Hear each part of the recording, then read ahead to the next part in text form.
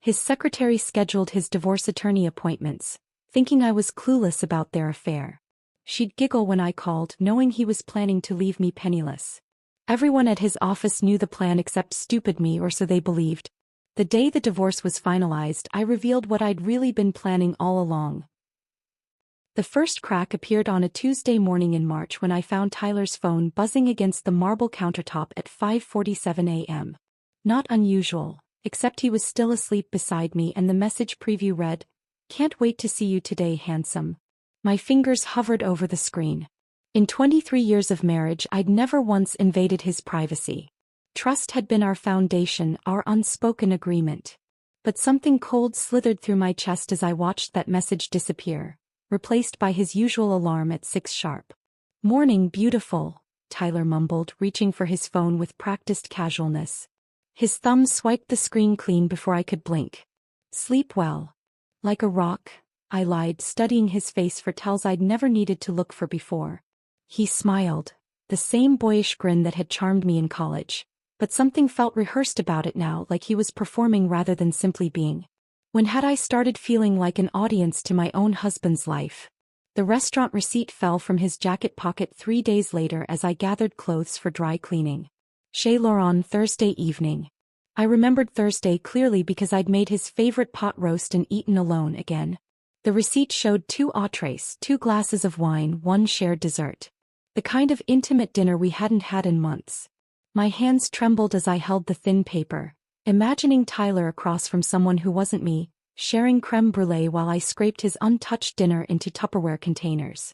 The betrayal felt physical, a sharp twist beneath my ribs that stole my breath. "Find anything interesting?" Tyler's voice from the doorway made me jump. I turned, the receipt still clutched in my palm. For a moment, we stared at each other across the chasm that had somehow opened in our bedroom. His eyes flicked to my hand and I watched his jaw tighten almost imperceptibly. "Just gathering your dry cleaning," I said, my voice surprisingly steady. He nodded slowly, but his gaze never left my face. "Thanks. You're always taking such good care of me." The words felt like mockery, though his tone remained gentle. I wanted to throw the receipt at him, demand explanations, fight for what we'd built together. Instead, I smiled and tucked it into my pocket. "Of course, honey. That's what wives do."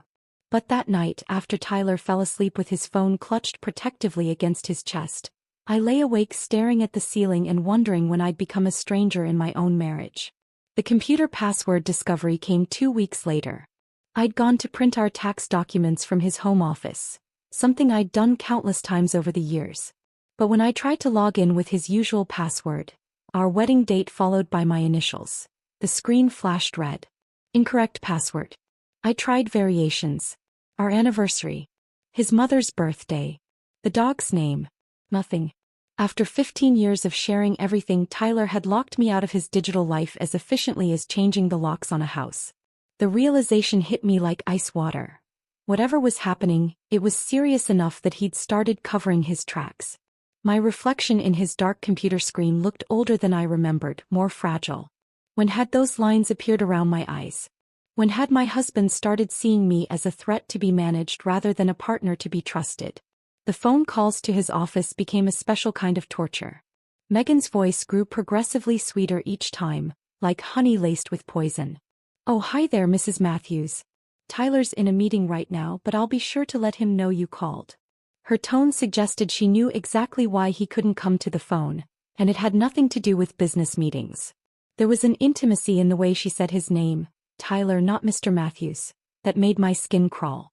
"Could you ask him to call me back? It's about dinner tonight." "Oh, I think he mentioned he'd be working late again. You know how dedicated he is to his projects." The barely concealed laughter in her voice made me want to reach through the phone and shake her. Instead, I thanked her politely and hung up, feeling more foolish each time. The office Christmas party crystallized everything I'd been trying not to see.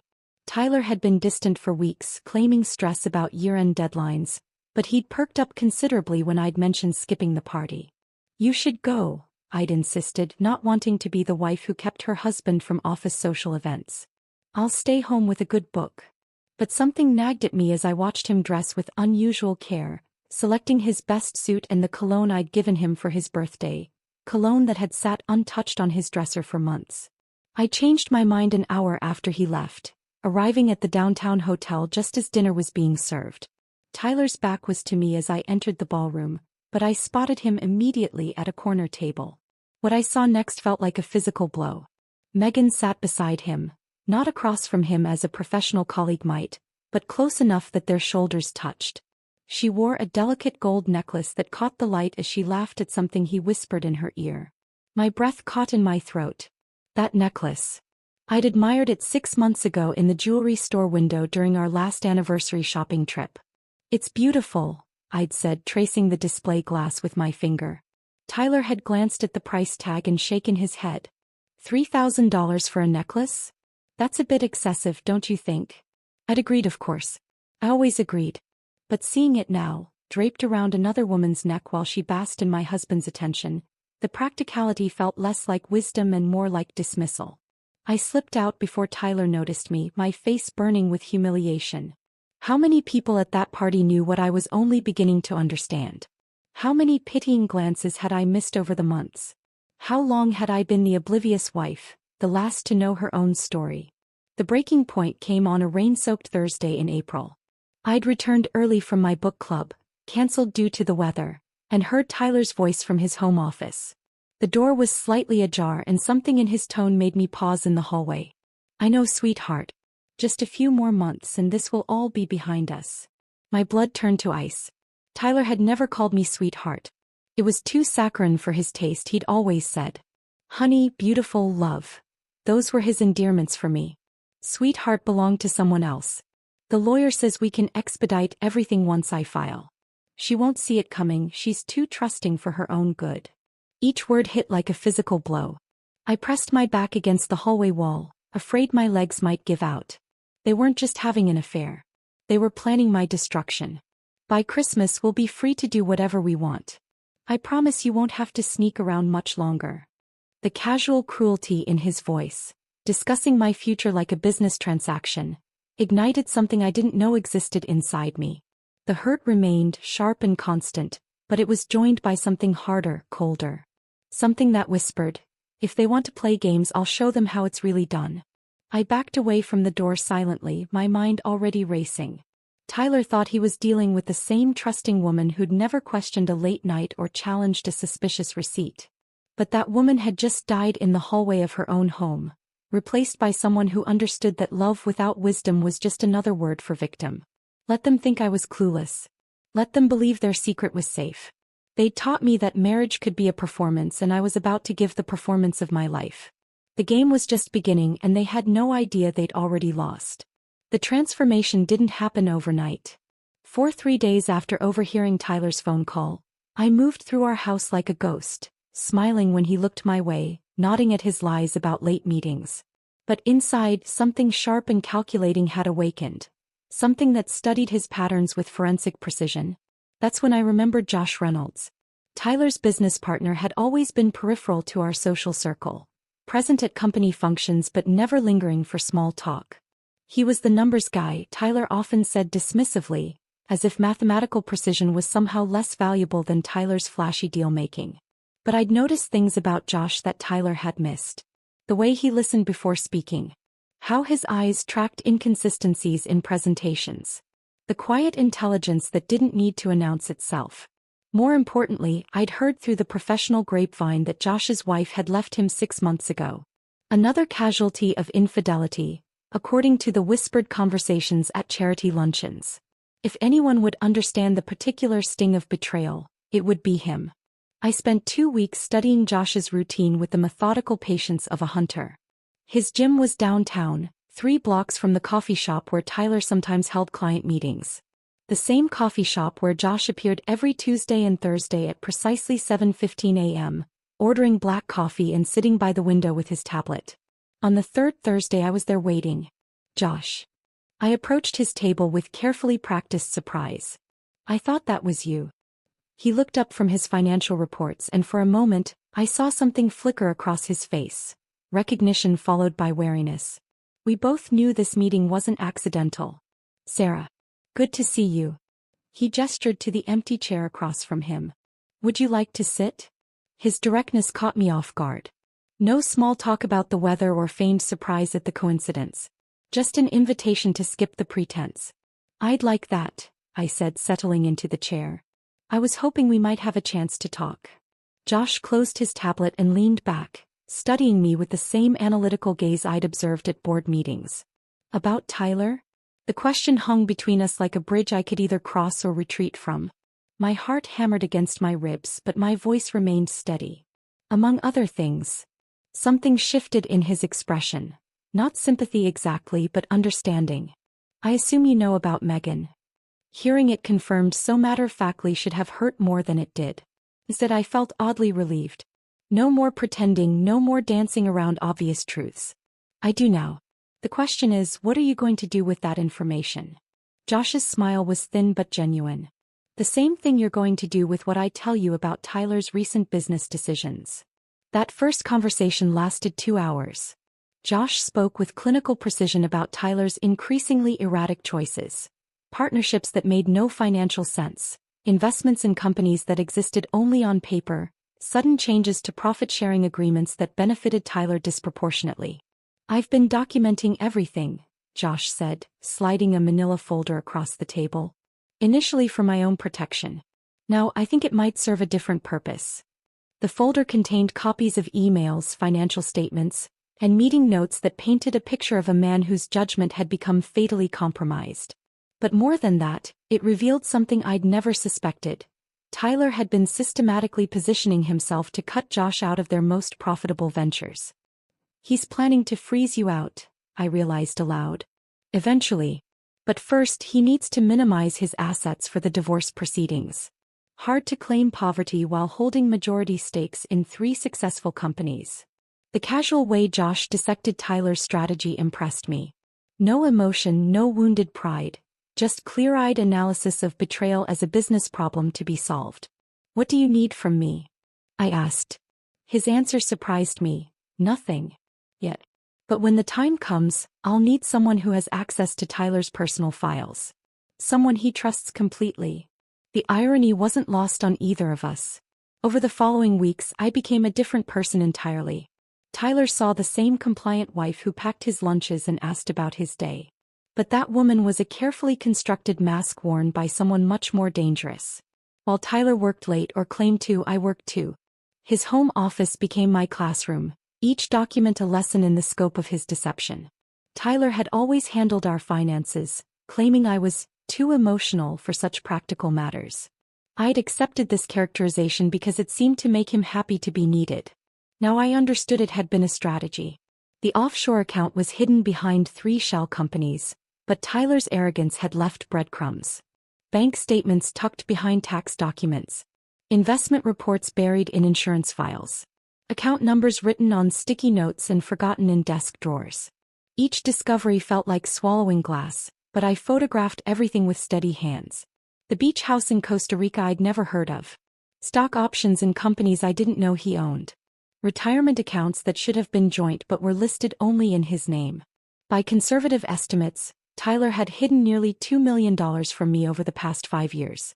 Money that should have been ours had been systematically funneled into accounts I couldn't access, properties I couldn't claim, investments that would disappear the moment he filed for divorce. But Tyler's greatest mistake was underestimating me. While he was busy covering his tracks from lawyers and judges, he never bothered hiding anything from his simple wife. Credit card statements lay open on his desk.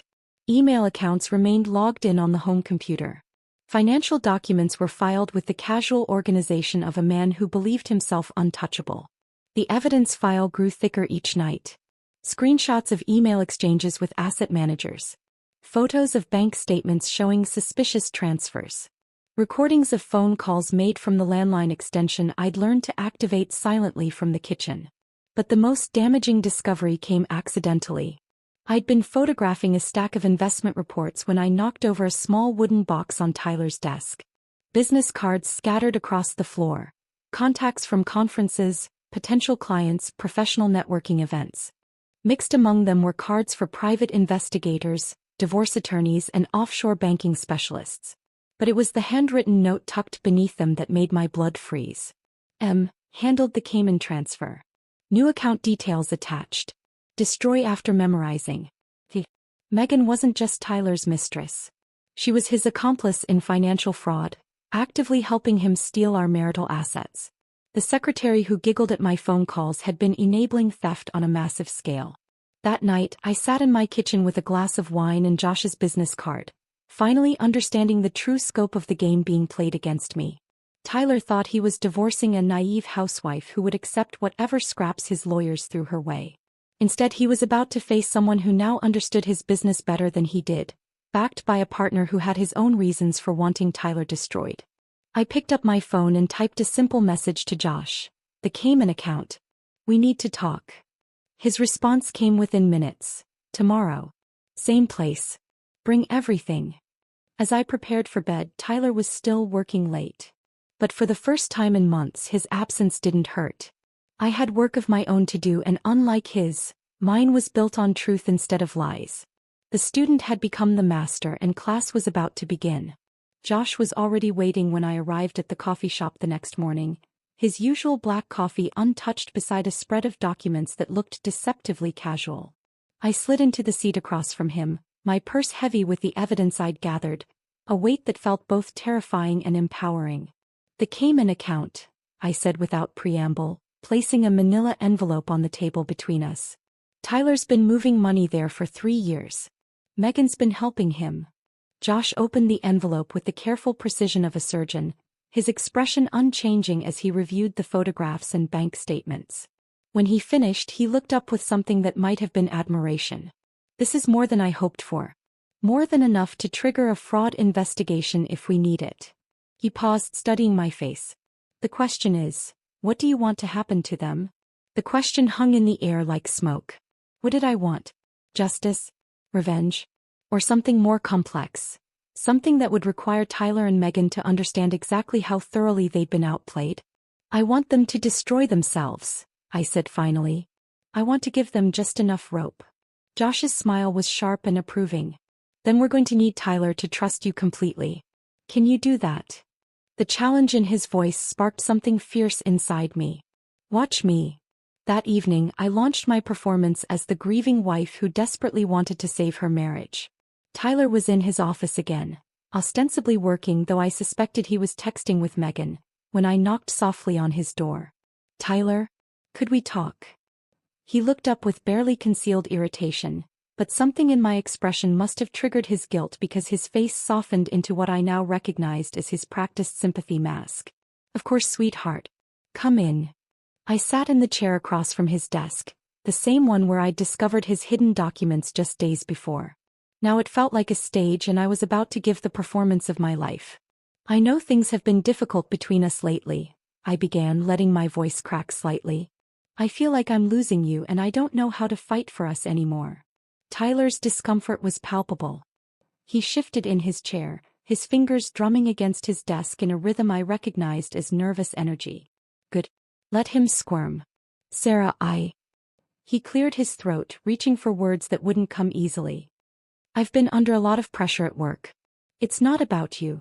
The lie rolled off his tongue so smoothly that I almost marveled at his skill. How many times had he practiced these deflections? Maybe we could try counseling? I suggested, allowing tears to well in my eyes. Or we could take that vacation we've been talking about. Remember how we used to talk about Tuscany?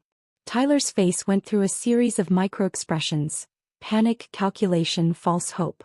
He was probably thinking about how a vacation would interfere with his timeline for leaving me penniless. That sounds wonderful, he said finally, his voice thick with manufactured emotion. Let me see what I can clear from my schedule. I reached across the desk and took his hand, feeling the gold wedding band that had once symbolized forever. Now it felt like evidence of a crime in progress. I love you so much, Tyler. I know we can work through this.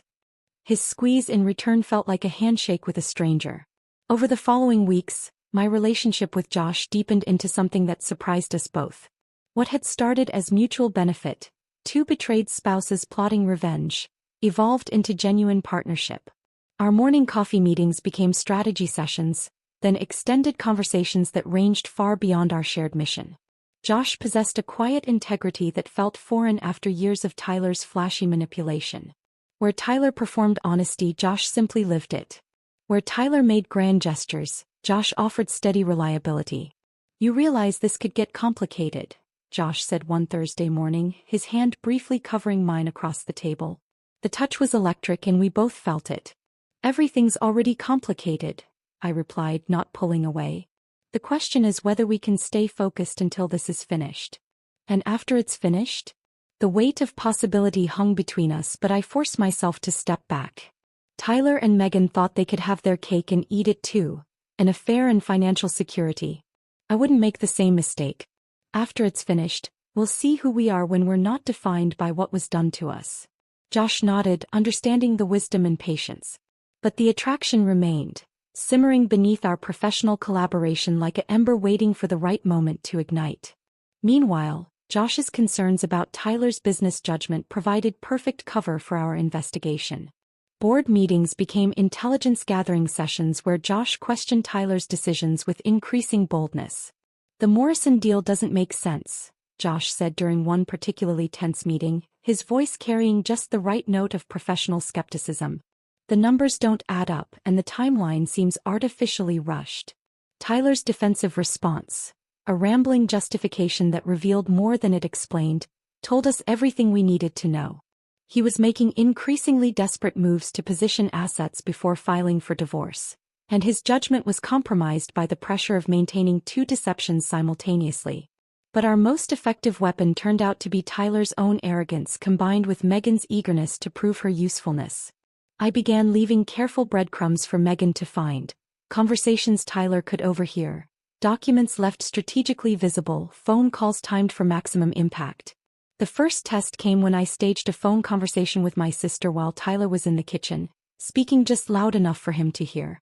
"I'm so worried about him, Linda. He's been working such long hours and I found some business documents that looked concerning. Something about offshore accounts. I don't understand finance, but the numbers seemed huge." I watched Tyler freeze in the doorway, his coffee mug suspended halfway to his lips. The panic that flashed across his face was deeply satisfying. Within 2 days, Josh reported that Tyler had suddenly developed an interest in streamlining their international holdings. Megan, Josh's sources told him, had been asking detailed questions about asset protection strategies. My false concern had triggered exactly the response we wanted. Tyler was moving money in ways that would be easy to track and harder to justify legally. The next planted seed was even more effective. During another private conversation Tyler was meant to overhear, I mentioned receiving a call from an old college friend who worked in financial forensics.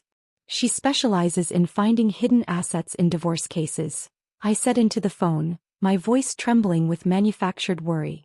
I told her I was probably being paranoid, but she said I should document everything just in case. She even offered to look over our financial records for free. Tyler's reaction was swift and predictable. He suddenly became the attentive husband again, suggesting we simplify our financial arrangements to make things easier for you to understand, sweetheart. What he was really doing was moving assets even more aggressively, each transfer creating a paper trail that Josh was carefully documenting. But the most delicious irony was watching Tyler convince himself that he was protecting his secrets while actually exposing them. Every lie he told in response to my planted fears revealed more about his strategy.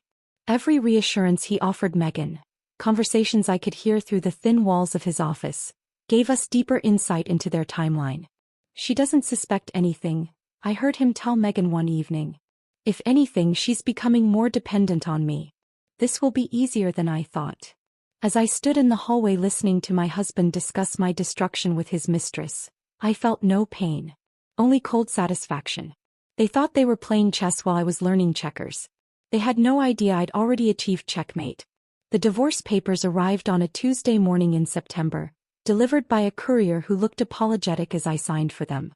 Tyler wasn't home. He'd started staying at his downtown apartment more frequently, claiming the tension at home was affecting his work. In reality, he was probably celebrating with Megan, toasting what they believed would be their victory. I read through the filing with clinical detachment, admiring the thoroughness of Tyler's deception. According to his attorney's narrative, I was an unstable, financially irresponsible wife who had contributed nothing to our marital assets. The proposed settlement was insulting, enough to rent a modest apartment and buy groceries, but nothing approaching what I was legally entitled to after 23 years of marriage. What Tyler didn't know was that I'd been meeting with my own attorney for 6 weeks. Catherine Brennan was nothing like the theatrical divorce lawyers Tyler preferred. She was quiet, methodical, and had built her reputation dismantling the financial fortresses of cheating husbands. When I'd shown her my evidence file, her eyes had lit up with the predatory gleam of a shark sensing blood in the water. "We're going to let them think they're winning," she'd explained during our strategy session. "Your husband's arrogance will be his downfall. Men like Tyler never read the fine print when they think they're getting everything they want." Now, sitting in my kitchen with his divorce petition, I understood exactly what she meant.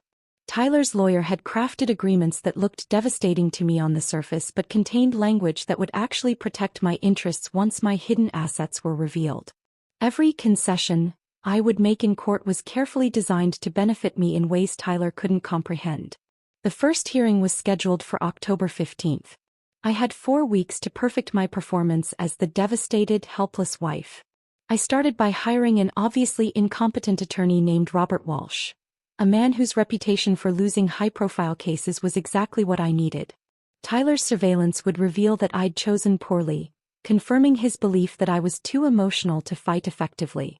Meanwhile, Catherine remained invisible, officially representing me only as a financial consultant, while she orchestrated the real legal strategy. The courthouse performance required every ounce of acting ability I possessed. I dressed in subdued colors, carried tissues in my purse, and let my shoulders slump with defeat as I walked past Tyler and his high-powered legal team. "Mrs. Matthews," Tyler's attorney began with practiced condescension, "your husband has been more than generous in his settlement offer. Given your lack of contribution to the marital assets and your history of financial irresponsibility." I dabbed at my eyes with a tissue, letting my voice crack as I interrupted. "I just want to be fair. Tyler worked so hard for everything we have. I don't want to be vindictive."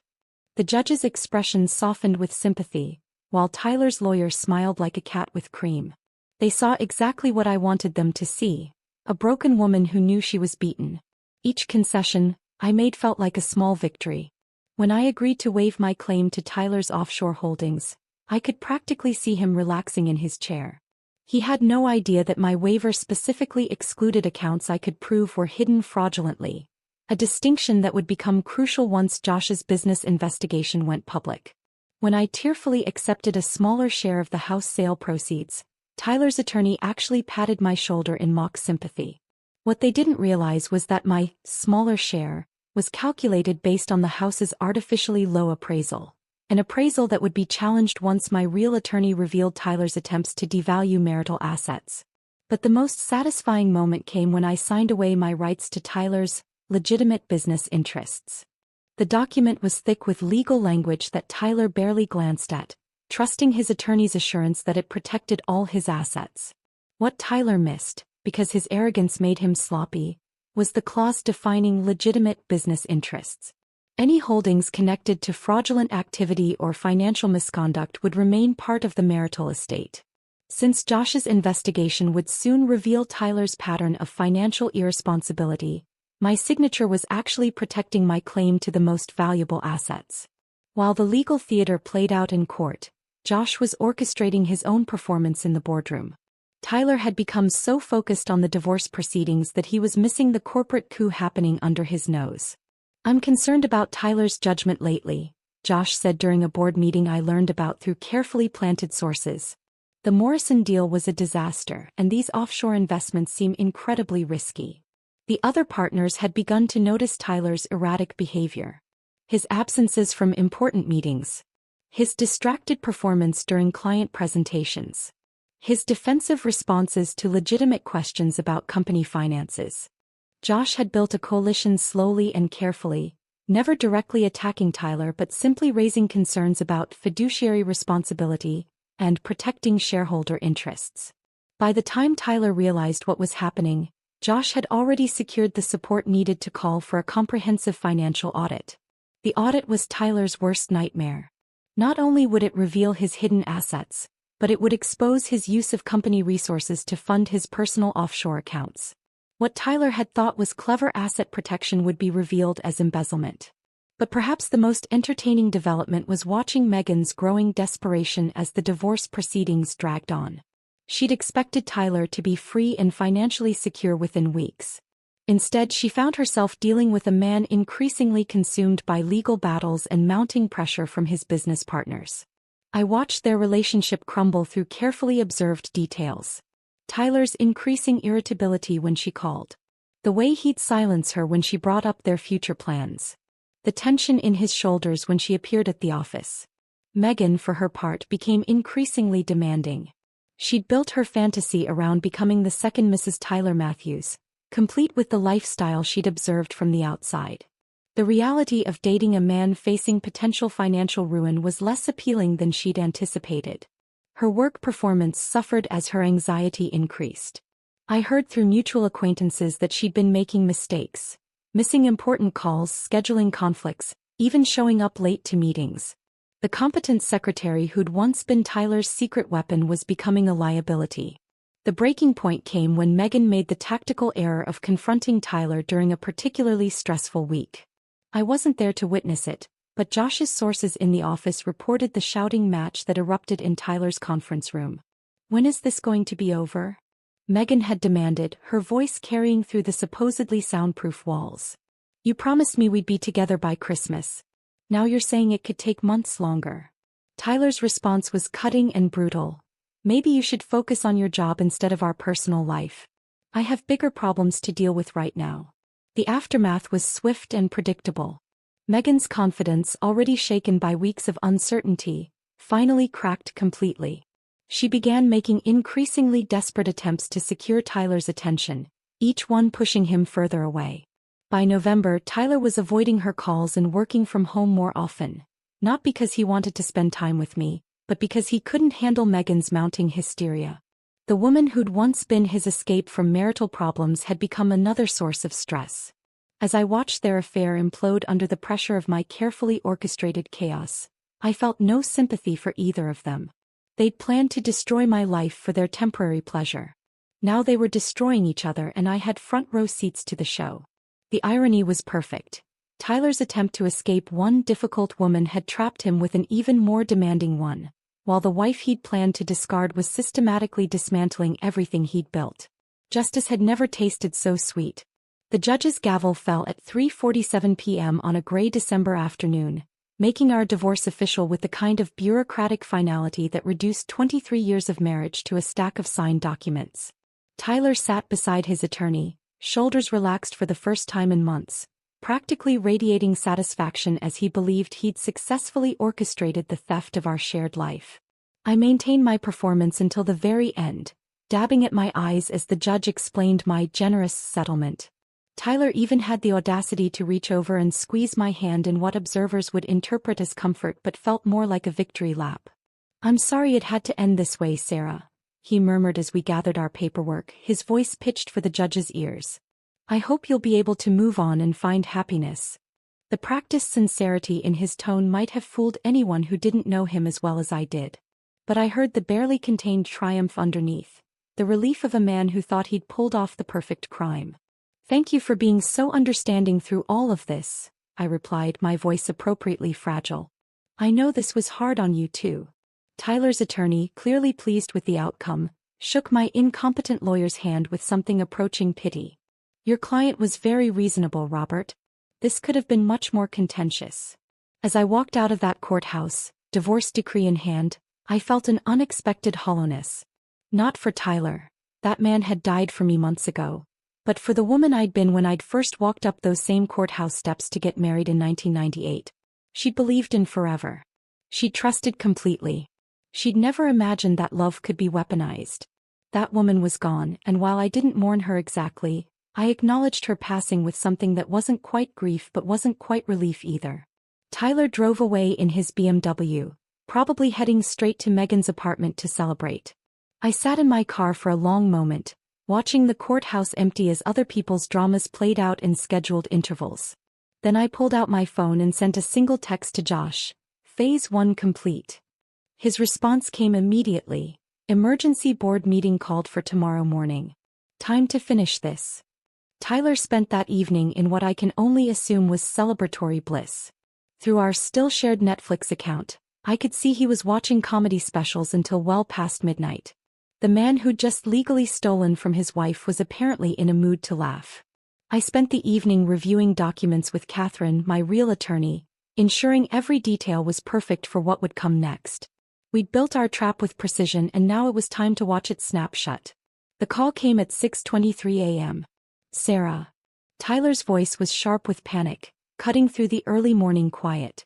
Did you know about this board meeting? I let confusion color my voice, still playing the role of the ex-wife who understood nothing about business. What board meeting? Josh called an emergency session. Something about financial irregularities. I don't understand why he'd. Tyler's voice cut off abruptly, and I could practically hear the wheels turning in his head. I'm sure it's just routine business stuff, I said with practiced innocence. You always said I wouldn't understand these things. The silence stretched long enough that I wondered if he'd hung up. When he spoke again, his voice carried a note I'd never heard before, genuine fear. Sarah, if anyone asks you about our finances, about offshore accounts or anything like that. Tyler, you're scaring me. What's wrong? But he'd already disconnected. The emergency board meeting convened at 9 a.m. in the glass-walled conference room that had hosted so many of Tyler's triumphs. This time he walked in to find Josh seated at the head of the table, Tyler's usual position, with a stack of documents that represented months of careful investigation. Gentlemen, Josh began without preamble, we have a serious problem. Tyler took his seat with the careful composure of a man trying not to show fear, but I'd learned to read his tells over the years. The way he adjusted his tie twice. The slight tremor in his hands as he reached for his coffee. He knew something was catastrophically wrong. Over the past several months, I've been documenting concerning patterns in our company's financial management, Josh continued, his voice carrying the weight of absolute authority.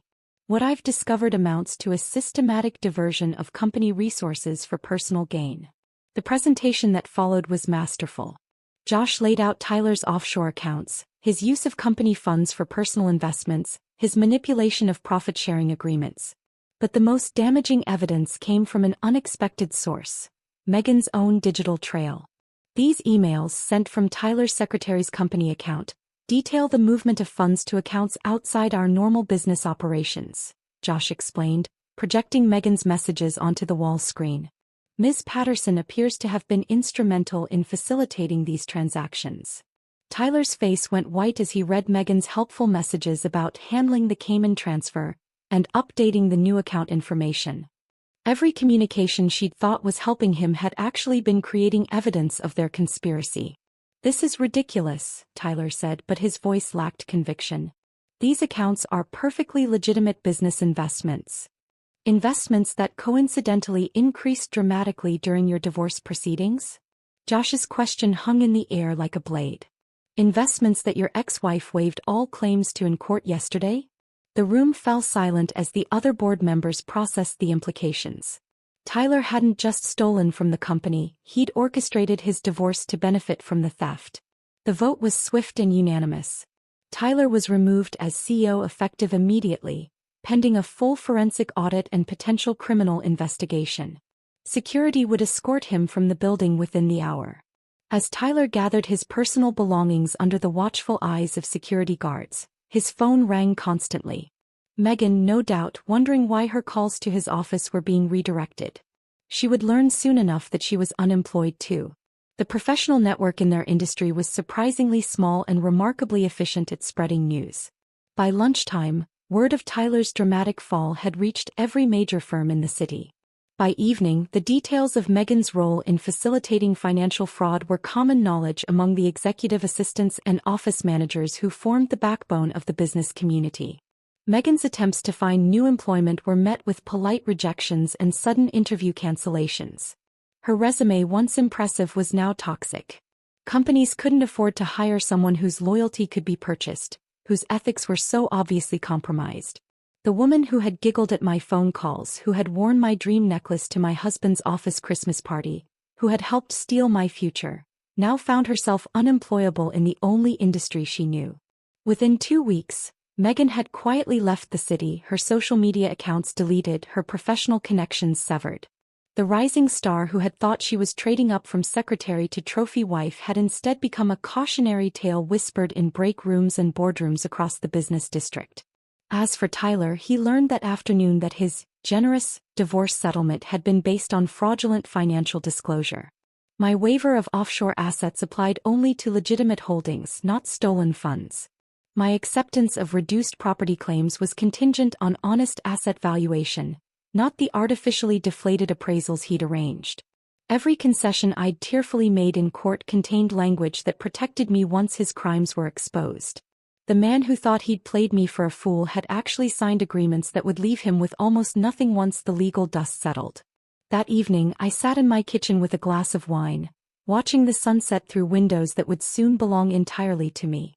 Tyler's desperate voicemails filled my phone. Pleas for understanding, promises of explanation, threats disguised as warnings. I deleted them all without listening to the end. Justice, I'd learned, wasn't always swift. But when it finally arrived, it was absolutely perfect.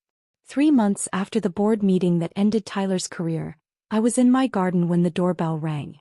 I'd been planting herbs in the raised beds I'd built where Tyler's golf putting green used to be, basil and thyme and rosemary that would actually serve a purpose beyond his weekend ego maintenance. Through the front window, I saw a figure holding what looked like flowers, and for a moment my heart skipped with an irrational fear that he'd finally snapped completely. But when I opened the door, the man standing on my porch looked nothing like the confident predator who'd planned my destruction. Tyler appeared smaller somehow, his shoulders curved inward as if he were protecting himself from invisible blows. His expensive suit hung loose on a frame that had lost weight, and his eyes carried the hollow look of someone who'd discovered that consequences were real. "Hello, Sarah." His voice was tentative, nothing like the commanding tone I'd lived with for over 2 decades. "Tyler." I kept my hand on the door, ready to close it if necessary. "What are you doing here?" He held out the flowers, grocery store roses wrapped in cellophane, not the elaborate arrangements he used to send to impress other people with his generosity. "I was hoping we could talk. I know I don't deserve it, but I've been doing a lot of thinking and I realized." "You realized what exactly?" The question seemed to catch him off guard.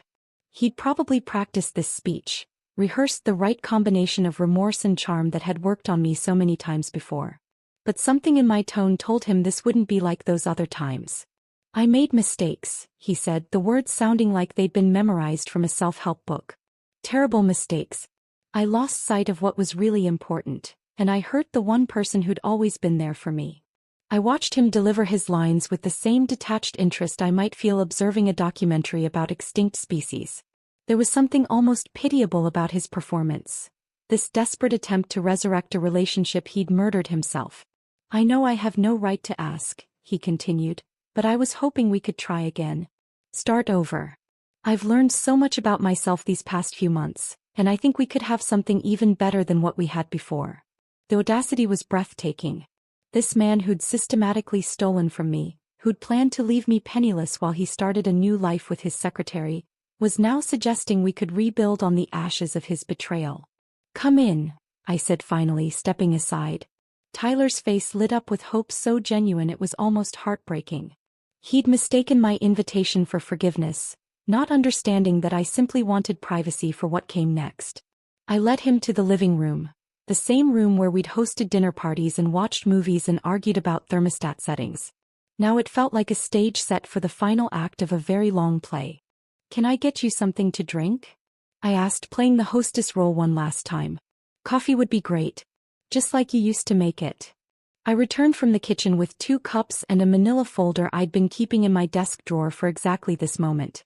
Tyler was studying our wedding photo on the mantel, his expression soft with what looked like genuine nostalgia. "I've missed this place," he said as I handed him his coffee. "I've missed us." "Have you?" I settled into my chair, the folder balanced on my lap. "Tell me, Tyler, what exactly do you miss about us?" He launched into another rehearsed monologue about partnership and trust and shared dreams. I let him talk, watching his hands gesture with practiced sincerity, noting how he avoided eye contact when he claimed to have never stopped loving me. When he finished, I opened the folder. "That's interesting," I said, pulling out the first photograph. "Because according to this email you sent to Megan in September, You were planning to finally be free of that burden by Christmas.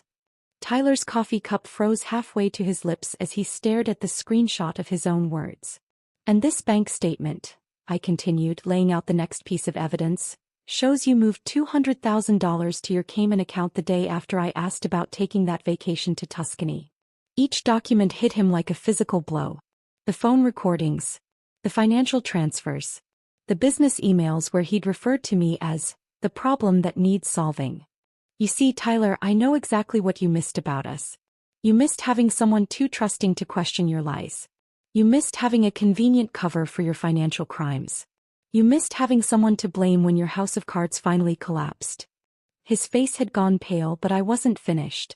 You thought I was too stupid to see through your affair with Megan. Too emotional to understand business. Too dependent to survive without you. I leaned forward, my voice steady and cold. I was just smart enough to let you believe it. The moment of recognition in his eyes was everything I'd hoped for. The dawning understanding that every conversation, every argument, every tearful plea for our marriage had been performance.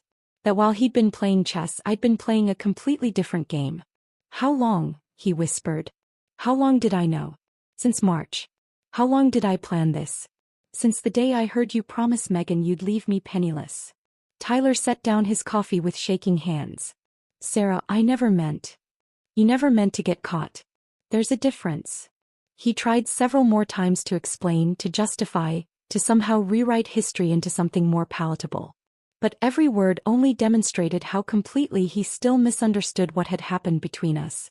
When he finally left, his shoulders were even more curved than when he'd arrived. The flowers lay forgotten on my coffee table, already wilting in their plastic wrapping. That evening Josh called. How did it go? He asked. Exactly as expected. He still thinks this is about hurt feelings instead of calculated justice. Are you all right? The question surprised me with its genuine concern. Over the months of our partnership, Josh had become someone I could trust completely. A rare gift after Tyler's betrayal. But we'd both been careful not to let our attraction complicate the mission. I'm perfect, I said and meant it. What about you? Ready for your new life as CEO? Josh had officially taken control of the company the week before, with unanimous board support. Tyler's removal had actually strengthened the business, freeing it from the toxic decision-making that had been slowly destroying it. It feels right, he said. But I wanted to ask you something. I'm moving to the Boston office to oversee the expansion there. I was wondering if you'd like to come with me. The invitation hung between us, loaded with possibilities and complications. 6 months ago I might have said yes without hesitation, trading one relationship for another. But the woman Tyler's betrayal had created was smarter than that. Josh, I said gently, we're both still figuring out who we are without our old lives. Maybe we should do that separately before we try to build something new together. His laugh was warm and understanding. I was hoping you'd say that. It means you've really learned to trust yourself. I have. For the first time in my adult life, I'm making decisions based on what I want instead of what someone else expects from me. We agreed to stay in touch, to let whatever might develop between us happen naturally rather than forcing it. Josh was a good man, honest in ways Tyler had never been, but I needed to discover who I was when I wasn't defined by any man at all. 6 months later I was grocery shopping when I saw her. Megan stood in the frozen food aisle, her cart half full of budget items and her appearance significantly less polished than I remembered. She looked older, more tired, wearing clothes that suggested either a different lifestyle or different circumstances. Our eyes met for a moment across the freezer cases. I waited for anger, satisfaction, some emotional response to seeing the woman who'd helped orchestrate my betrayal. Instead, I felt only mild curiosity about how her story had unfolded. She looked away first, pushing her cart quickly toward the checkout lanes. I continued my shopping, picking out ingredients for the dinner party I was hosting that weekend, a gathering of new friends I'd made through pottery classes and volunteer work. Tyler's final text had come 2 weeks before the grocery store encounter. I never meant to hurt you. I hope you can forgive me someday. I'd read it, felt nothing, and deleted it without responding. Not because I was angry, but because Tyler had become irrelevant to my life in the most complete way possible. I simply didn't think about him anymore. The woman who'd once measured her worth by her husband's approval had evolved into someone who trusted her own judgment completely. The future stretched ahead like an open road, and for the first time in decades, I was the only one deciding which direction to drive. If this story of sweet revenge had you on the edge of your seat, hit that like button right now. My favorite part was when Sarah revealed that evidence folder to Tyler, watching him realize every move he made was anticipated and countered. What was your favorite moment? Drop it in the comments below. Don't miss more thrilling stories like this. Subscribe and hit that notification bell so you never miss an upload.